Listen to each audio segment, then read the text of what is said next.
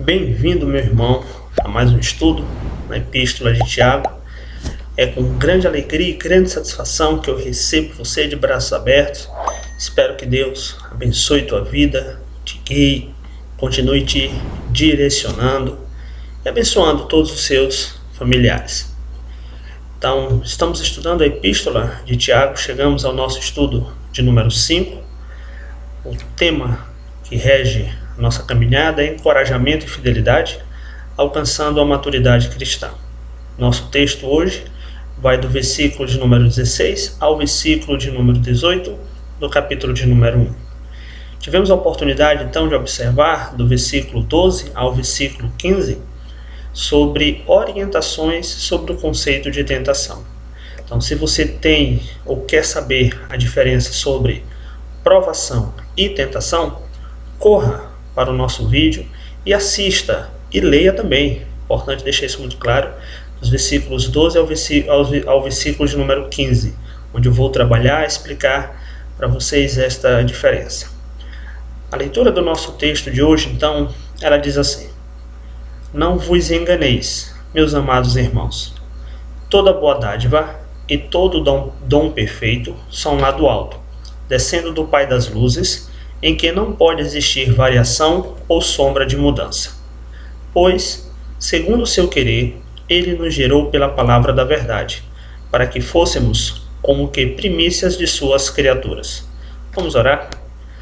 Maravilhoso, eterno Deus e Pai, invocamos em nome de Cristo Jesus a ação do Teu Santo Espírito na transmissão da Tua palavra, que eu consiga, Deus, transmitir de maneira fiel, de maneira clara, de maneira direta. Igualmente eu peço por aqueles que estarão ouvindo a Tua palavra, que eles sejam direcionados e orientados pelo Espírito Santo do Senhor, que a Tua palavra faça morada na mente e no coração. Em nome de Jesus que eu oro. Amém.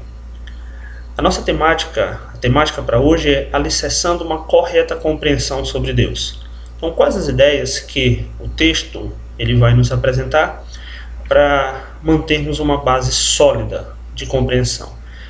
É interessante como nós vivemos dias que vários conceitos são apresentados em relação ao ser de Deus, e alguns até conceitos de maneira distorcida, de maneira equivocada, por conta do cenário atual, por conta dessa configuração de pandemia. Na época que Tiago escreveu, aqueles irmãos judeus cristãos também estavam passando por um momento de dificuldade, por um momento de sofrimento. Alguns até com uma perspectiva errada em relação ao ser de Deus, isso estava direcionando automaticamente uma conduta também errada. Então Tiago, direcionado pelo Espírito Santo do Senhor, ele vai escrever a epístola para mostrar a correta compreensão. E aqui o nosso texto, de maneira mais específica, vai apresentar características ou atributos do ser de Deus, para que aqueles irmãos tivessem uma conduta correta, era necessário então eles compreender sobre Deus também de maneira correta, que é o que fala aos nossos corações também hoje em dia. O primeiro versículo, que é o versículo de número 16, ele funciona como um alerta. Talvez você pode perguntar, mas alerta? Como assim? Nós temos meramente uma expressão, não vos enganeis, meus amados irmãos.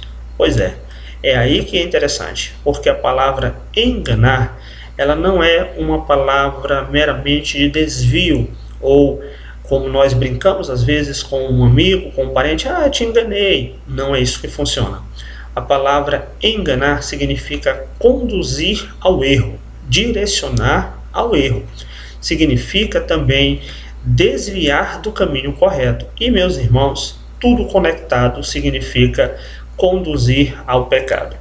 Então, quando o Tiago diz, não vos enganeis, no versículo de número 16, ele está chamando a atenção para uma verdade que deveria ficar muito bem firmada, que qualquer deslize em relação àquela verdade conduziria aqueles irmãos ao erro, que é a concepção ou conceito e a ideia em relação ao ser de Deus.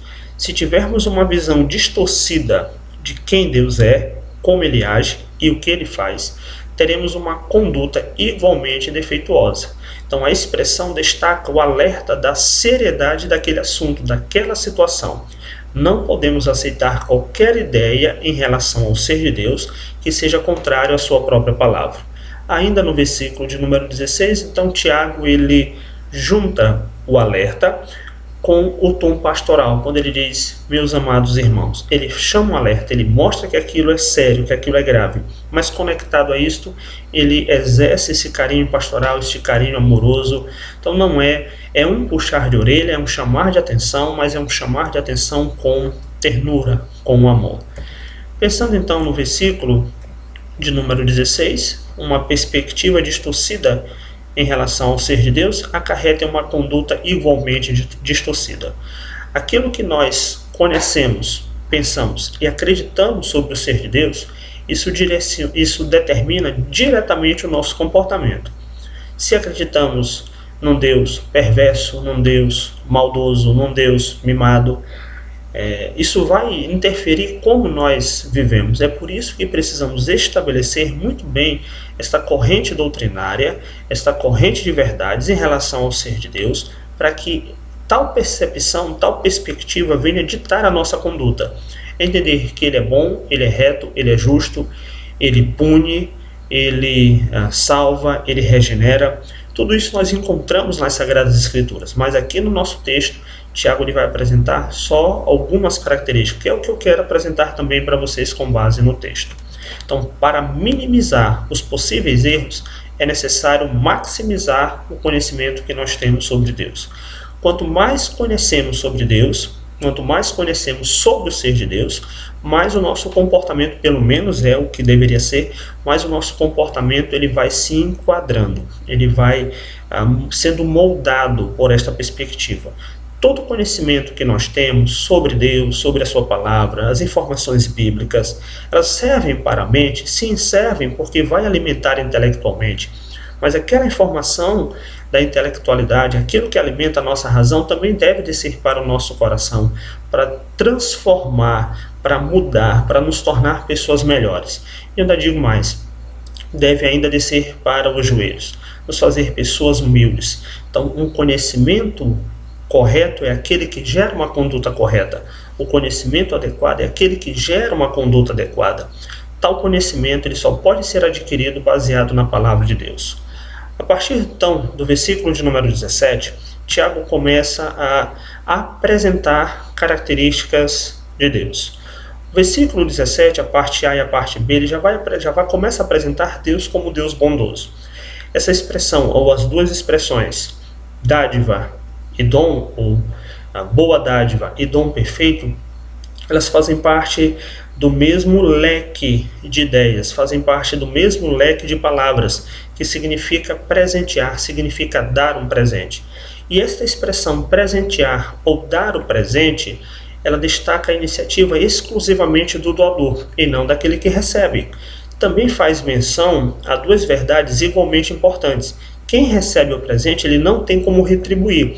Quem recebe o presente não tem como barganhar ou pagar aquele presente. Olha como isso aqui é legal. Essas duas expressões elas estão ligadas a um presente que fazem referência e destacam aquele que doa, aquele que dá, não aquele que recebe. Tá? Então, o presente que é apresentado aqui, irmãos, é uma obra exclusiva de Deus.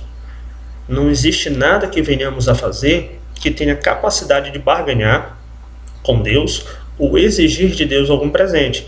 Eu estou até me adiantando um pouco porque aí no versículo 17 ele vai apresentar quem é que dá tal presente. Ele diz que são lá do céu descendo do Pai das luzes. Ele está se referindo a Deus, então ele usa essa expressão Pai das luzes para mostrar que em Deus não existe nenhum tipo de variação de trevas ou possibilidade de trevas. No próprio texto já é possível perceber a ideia de um presente divino, que é no versículo 5, quando aqueles irmãos, quando Tiago pede para orar por sabedoria, assim, olha, orem por sabedoria que Deus concede a vocês, peçam sabedoria que Deus dá a vocês.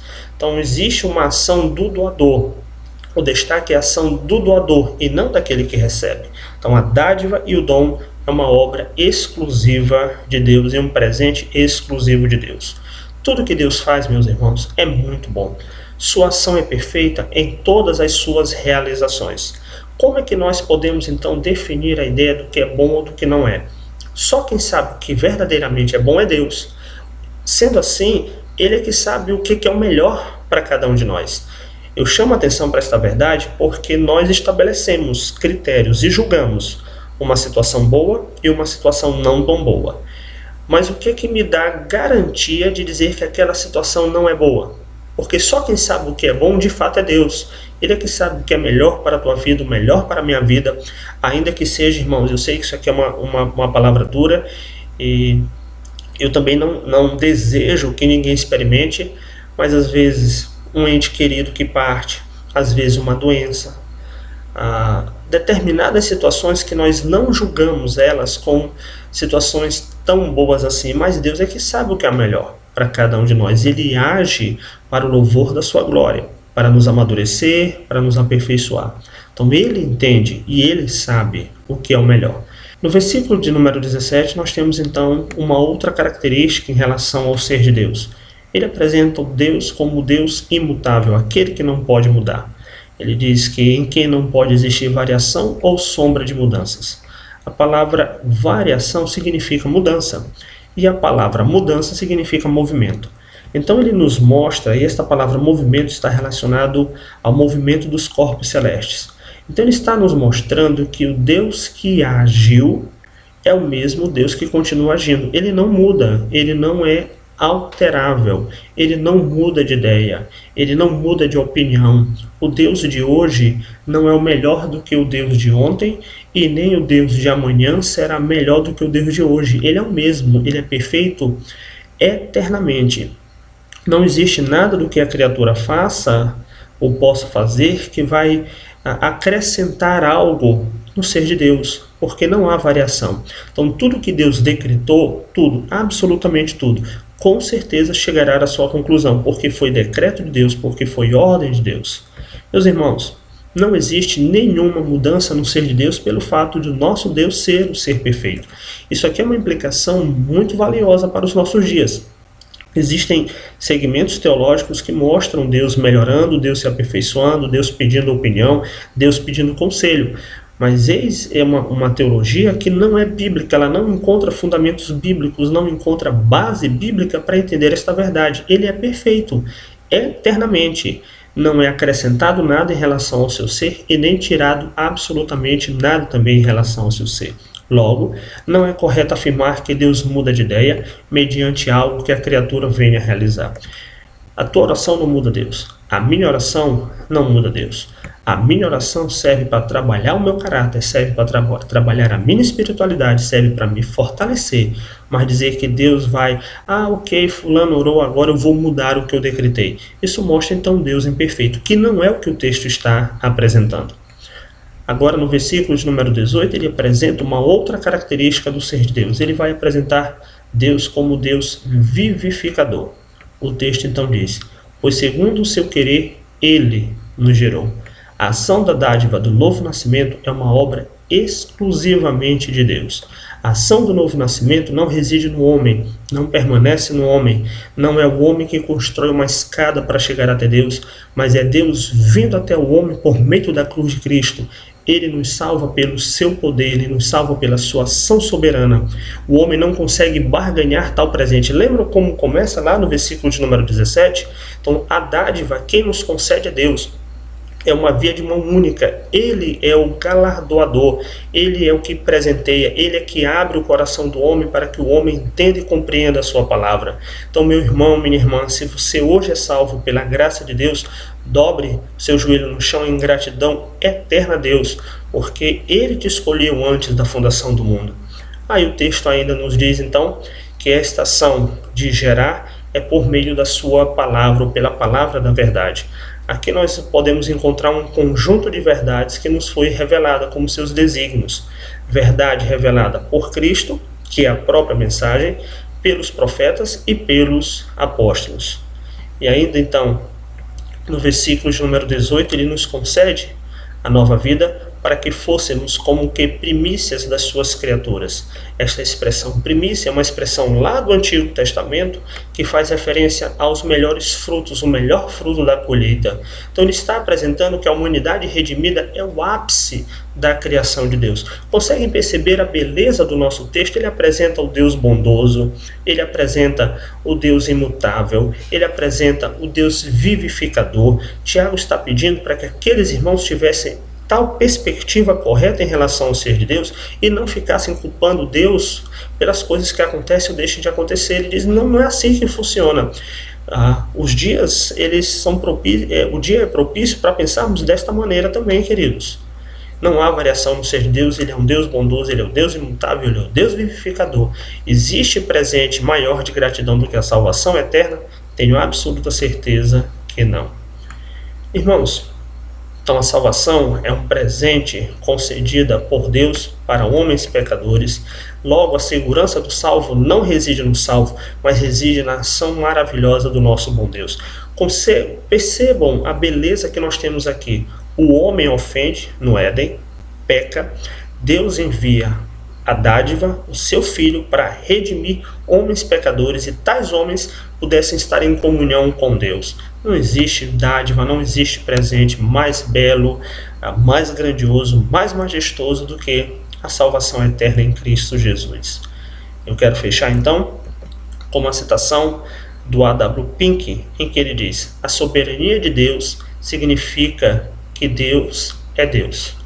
Ele faz o que quiser, onde quiser, como quiser, com quem quiser.